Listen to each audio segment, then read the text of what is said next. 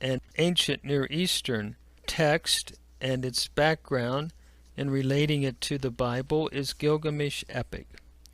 Gilgamesh Epic is the Babylonian flood account. It is very sharply contrasted in many ways, and especially theologically, with the biblical account.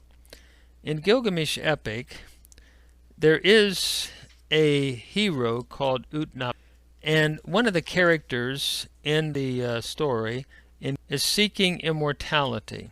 He finally discovers Utnapishtim, the hero of the Babylonian account of the flood. Utnapishtim describes to him how the gods were angry, and they decided for no moral reason that they would destroy mankind.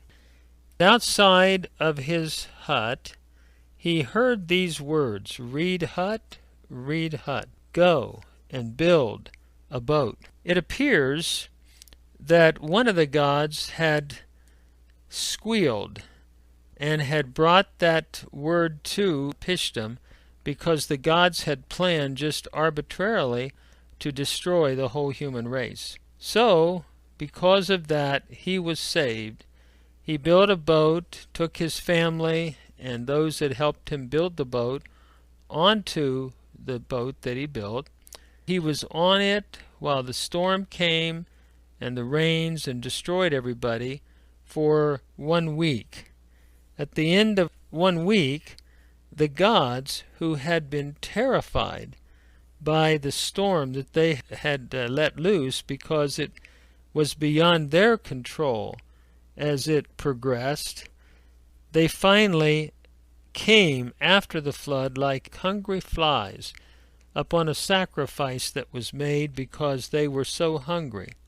So in a week's time, they needed to be fed. What a contrast between the biblical account and Gilgamesh Epic. God did not arbitrarily decide to destroy the earth, but he, because of the violence that was going on, had to bring judgment.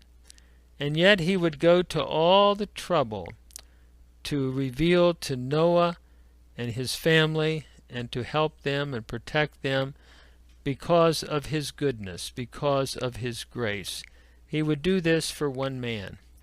The flood lasted not for a week, but for a little over a year. And when Noah came out, the Lord did not have to descend upon the sacrifice as a fly, but he accepted it as a beautiful act of worship to him.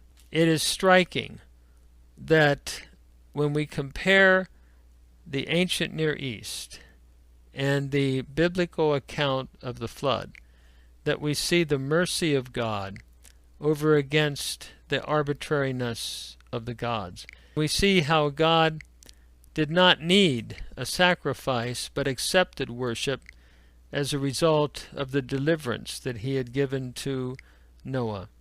And that is true in our lives. We have one who rescues us from all of the judgments of God, and that is Jesus Christ. And as a result, we owe him our adoration and our praise.